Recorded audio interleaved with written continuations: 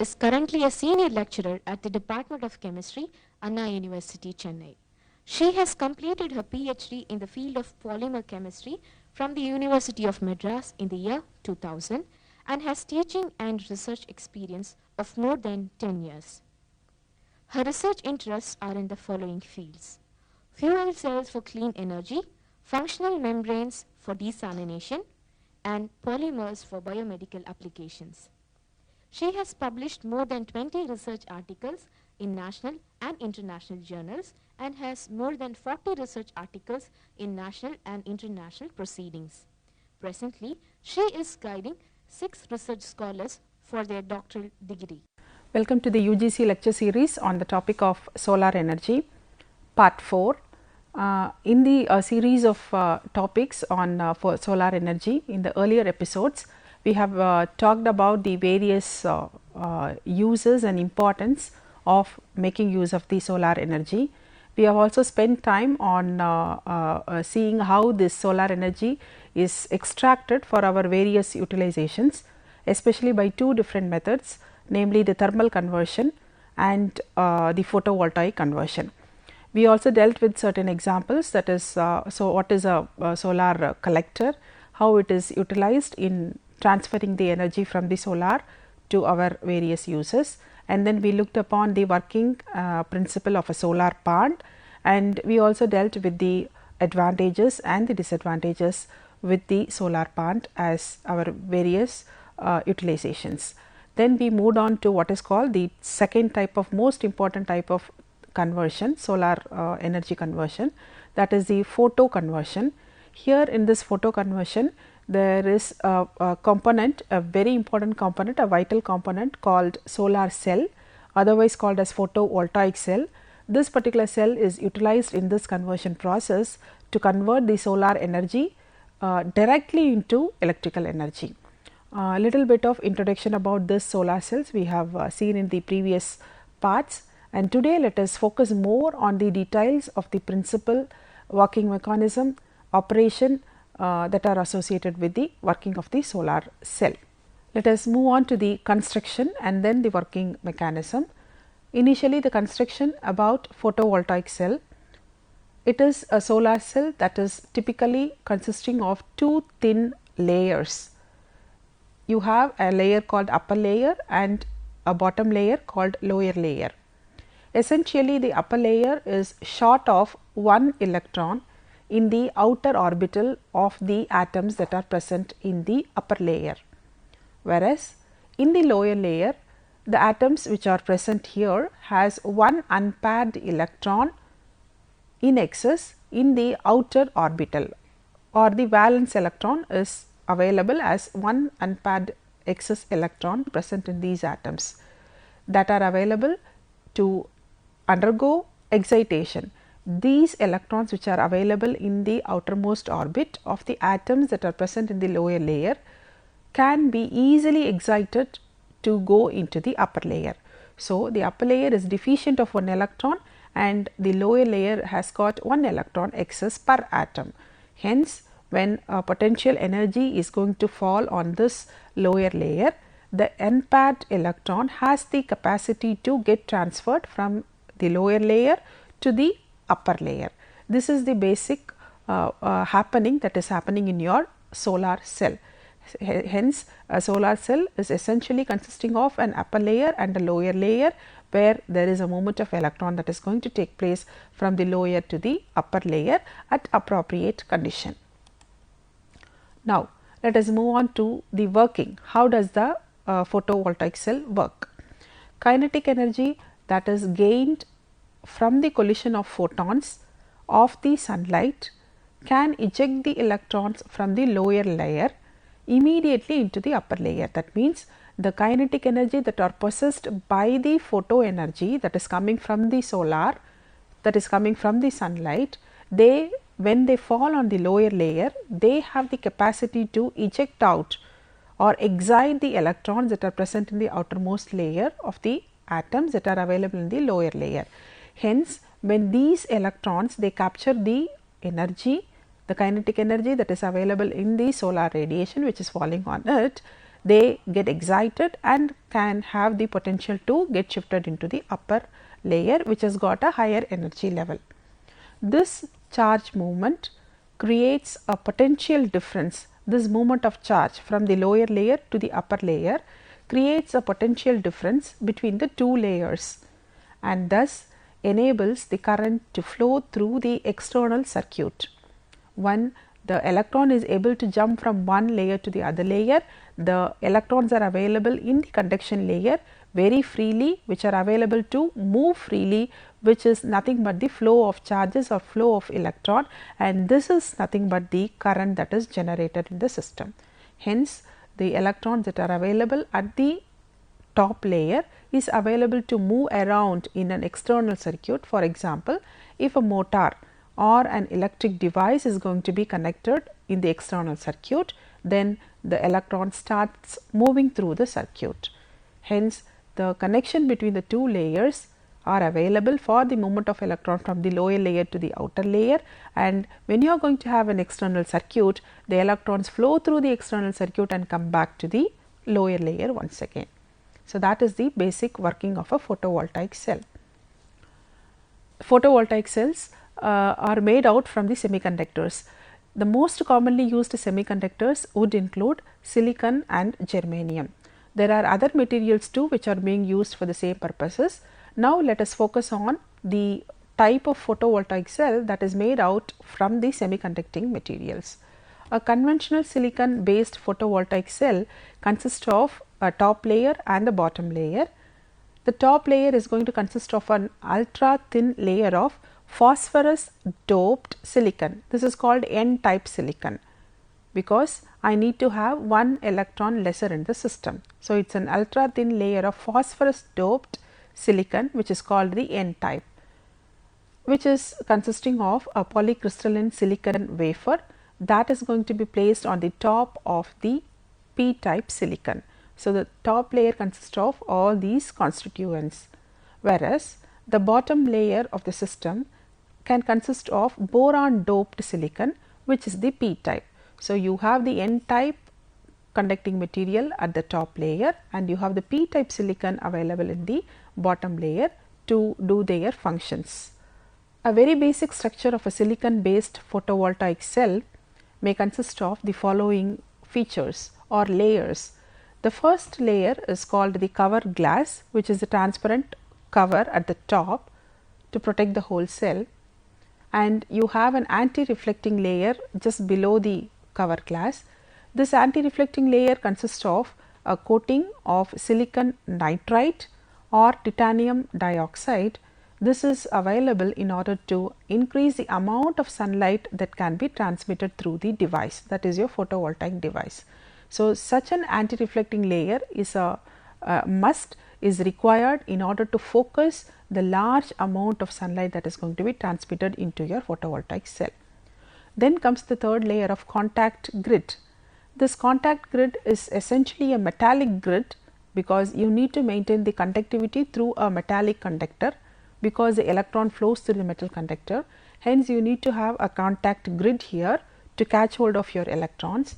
Hence, the contact grid is made out of a metallic grid. This is required in order to serve the purpose of electrical contact and to allow the sunlight to fall on the semiconductor. So, this layer plays a dual role. One is to connect the electrons to have the connectivity for the electronic conduction. At the same time, it is going to allow the sunlight to easily fall onto the bottom layer where the excitation is going to take place for the electrons available in those atoms present in the lower layer. Then comes the N-type silicon layer, then the P-type silicon. Their functions have been already explained in the previous slide. They have one excess electron and one less electron in the top layer, and this P-type silicon is going to give the electron which is going to get excited and get shifted to the top layer, that is your N-type silicon layer. And the P-type silicon layer is nothing but available along with the N-type to make a junction called P-N junction. The junction between the P-type and the N-type silicon is called a P-N junction, which is formed between the two layers of P-type and n-type silicon layers. Then finally, once again you have a back contact, and this contact is also a must in order to continue to have the electronic conduction or end the movement of electron from the top layer in the external circuit and ends up over here. So, the back contact is also made out of a metallic layer in order to maintain the electrical contact. Hence, the whole structure of silicon PV cell consists of a cover glass, an outer transparent glass cover, then comes the anti-reflecting layer to concentrate and focus the sunlight for the transmission into the device, and then you have a contact grid, then you have the n-type silicon and p-type silicon. The junction between them is called p-n junction, and finally at the bottom you have another metallic contact called the back contact. This is required in order to maintain the flow of electrons from the top layer to the bottom layer in an external circuit where you can make use of a device to get operated. The semiconductors are being used in a number of semiconductor devices. Such a construction of photovoltaic cell based on semiconductors are being used for various applications, various electronic devices. In solar cells, the semiconductor is doped to produce two different regions that are separated by a junction called p-n junction, and across this p-n junction two types of charge carriers, namely the electrons and the holes, cross. The electrons are nothing but the negatively charged carrier which jumps from the bottom layer to the top layer.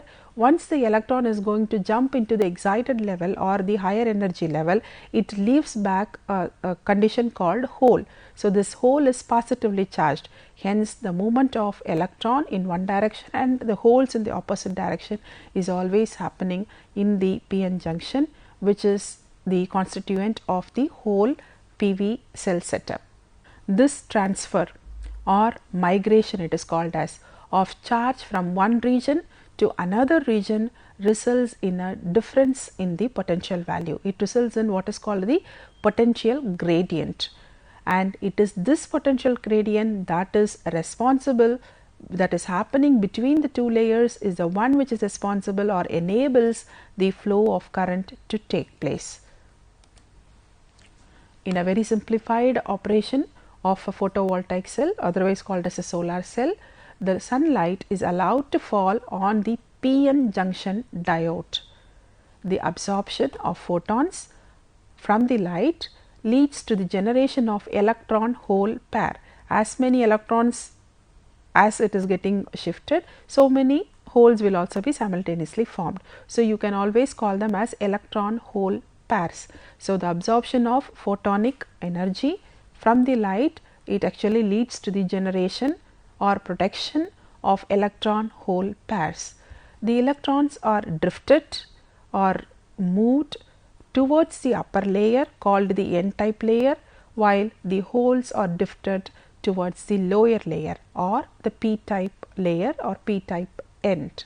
Hence, both the electrons and holes move in the opposite direction. Now, when the two ends are connected through a conductor, a conducting medium in an external circuit, the current, electric current is allowed to flow through. The movement of electron is nothing but the flow of current. A typical silicon solar cell can produce about 0.5 to 0.6 volts direct current under open circuit condition. This is called OCV or OCP condition, that is under no load condition. That means, when the current is not being drawn, the maximum potential that is arrived or achieved could be equal to 0.5 to 0.6 volts in a small silicon based solar cell. The current or the power output will depend on the following factors. The one important factor is the efficiency of the PV cell itself, how efficiently the PV or the photovoltaic cell works, its size or the surface area onto which the fall of sunlight is going to take place, and also the intensity of the sunlight that is going to strike on the surface of the cell. So, the three important factors that decides the amount of current or the power that is going to be generated by the photovoltaic cell are Number 1, the efficiency or the performance of the photovoltaic cell. Number 2, the surface area or the size of the photovoltaic cell. And number 3, the quantity, the intensity, the amount of sunlight that is going to strike on the surface of the cell. All the 3 factors decides the amount of current that is going to be produced by the photovoltaic cell. After the during the operation, after the electrons and holes have drifted towards the upper layer, that is n type end, and the lower layer, that is p type end respectively, that is when the electrons and holes have diffused across the junction p n junction, the region is now called as depletion region, because already the electrons are drifted and your holes are also drifted. Now the junction, you call it as depletion junction or depletion region. It is called the depletion region because the region now is not going to contain any mobile charge carriers.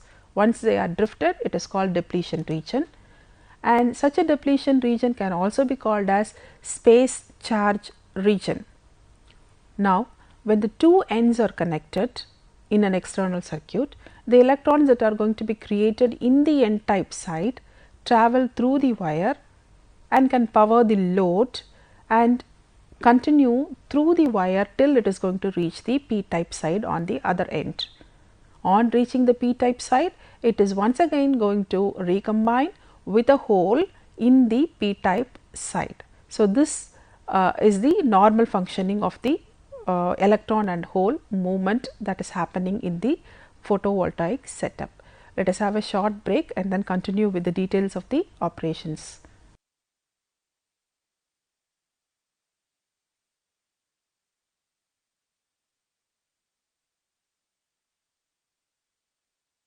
Welcome back after the short break. Now, having seen the basic principle of working and the construction of a solar cell, we will move on to the material that is used as a photovoltaic material, example the silicon itself, their advantages and limitations.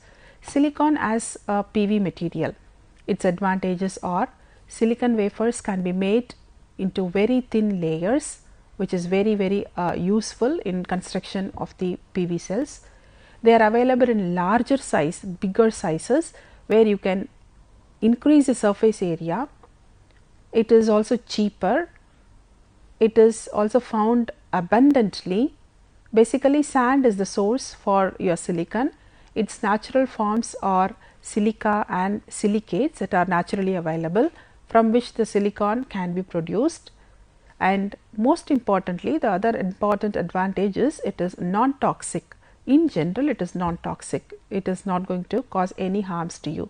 But we have to remember, the silicon dust, if it is available in a very fine particle size, has little adverse effects on our lungs, which may lead to silicosis, a disease called silicosis. This is about the direct conversion into electricity by making use of a photovoltaic cell. Now, this picture explains the layers, your n type layer, your p type layer. An external load is available here. The electrons move through the external load and then comes and joins with the hole over here. This is the direction of your electron flow. All this happens due to the fall of your light energy onto your system. Hence, to have once again the explanation of how it is working, photovoltaic cells are capable of directly converting the sunlight into electricity. A simple wafer of silicon with wires that are attached to the layers are available. Current is produced based on the types of silicon that is used for the construction, that is your n type and the p type, that are being used for making the layers, and each cell can produce about 0.5 volts. The battery is always needed in order to store your energy, and there is going to be no moving parts as far as this photovoltaic cell is concerned. Hence, there are no wear outs, but because they are exposed to the weather, their lifespan can be lesser. For example, it can be almost about 20 years. Later, we have to think whether we have to change the solar cells, panels and arrays in order to gain back the actual performance of the photovoltaic cell. Now, how about the crystalline silicon when it is going to be used as a material for making your photovoltaic cell? Crystalline silicon can be available in various forms.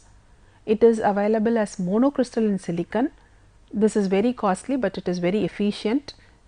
It is also available as multi or polycrystalline silicon forms. This is of course less in cost, but the efficiency is also lesser. The other third form of silicon is ribbon silicon. Thin films of multicrystalline silicon structure is basically called the ribbon silicon. Its production cost is of course lower, but again the efficiency is also lower. These are the different forms of crystalline silica. Silicon atom. What is so special about this silicon atom, which is making it to be very useful in the construction of the photovoltaic cell? A little bit information about the atomic level of the silicon atom. Silicon atom basically contains 14 electrons that are available in 3 different shells. The first 2 shells are completely filled, whereas the outermost shell, the third shell, is consisting of half filled, that is 4 electrons. Hence, you have totally 14 electrons, and it can share 4 electrons with 4 neighboring silicon atoms in order to complete its octet. To have a stable structure, to complete its octet, the 4 electrons that are available in the outermost shell of the silicon is readily available to share or is readily available to share with the neighboring electrons, neighboring atoms, with 1 electron on all the 4 sides, so that it can complete its octet. Hence, this becomes a very crystalline structure, because it can bond in all the 4 directions for 1 electrons each, so that it can bond with 4 electrons, and already 4 electrons are available in the outer shell, and hence it becomes 8 electrons and a complete octet. This leads to what is called the crystalline silicon. Hence, the basic atomic structure is the one which is facilitating the silicon to be available as the silicon crystalline silicon, and hence their usages are found to be very useful in the photovoltaic cell applications. The crystalline silicon in its purest form is a poor conductor of electricity. Unless it is doped, it does not become a p-type or n-type conductor. It is a pure insulator. It does not conduct electricity at all in its pure form, but an impure silicon is only useful in the solar cell.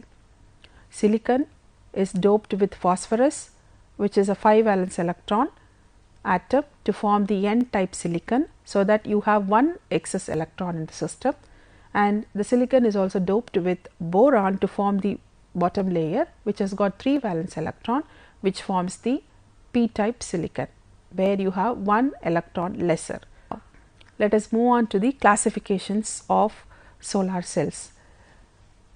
If we look into the history, how these solar cells have developed over a period of time, they can be classified into different generations: first generation, second and third generations of solar cell developments. The generation actually indicates the order of which each type of solar cells were developed and how did they become important in terms of cost, efficiency, operation, everything we can discuss, and hence there is a difference between each generation that have been developed over a period of time in our history. First generation solar cells. Such cells which are developed in the first generation solar cell type consist of large areas. Number 1, they have high quality and single junction devices. So, they are termed as the first generation solar cells. Of course, they are costly also. The example for a first generation solar cell is the single junction silicon device. Achievable efficiency here in such silicon device is only up to 25%. The cost of production and technology, they are very costly, and this is due to the involvement of high energy and also the labor inputs that are required to prevent any further progress in the cost reduction. It was very difficult. Although it was functioning well and the achievable efficiency was 25%, the cost involved in the technology and the manufacturing and production of your solar cell is very high. Then came the second generation solar cells. In such cells, they were developed in order to reduce the production cost and the energy that are required for the manufacture of the silicon based solar cells that were done in the first generation materials. Alternate materials were developed during this second generation period. For example, cadmium telluride, copper indium gallium selenide, shortly called as CEC-UGC, an amorphous silicon, or the various alternate materials that were tried for functioning as a photovoltaic cell. Such materials that are used in the second generation solar cells were applied in a thin film onto a supporting substrate like glass or ceramics in order to reduce the basic cost of the cell.